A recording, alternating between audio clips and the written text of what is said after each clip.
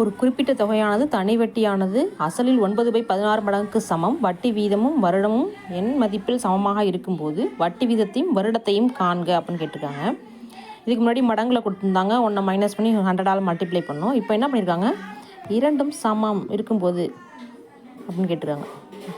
வட்டி விகிதமும் வருடமும் சமம், அதான் காலமும் சமம் கொடுத்துருக்காங்க.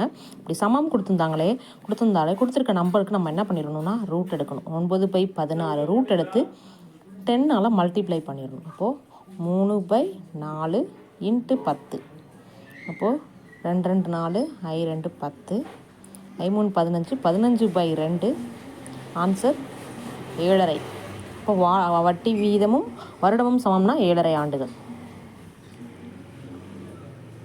அடுத்து பாருங்கள், ஒரு குறிப்பிட்ட அசலுக்கான தனி வட்டியின் மதிப்பு அசலை போல 16/25 மடங்கு. மேலும் வட்டி வீதமும் காலமும் சமம். இங்கேயும் அப்படி தான், வட்டி வீதமும் காலமும் சமம் கொடுத்துருக்காங்க. அப்படி சமம்னா என்ன பண்ணணும்னு சொல்லியிருக்கேன், ரூட் எடுக்கணும். 16/25க்கு ரூட் எடுத்து 10ஆல் மல்டிப்ளை பண்ணணும்.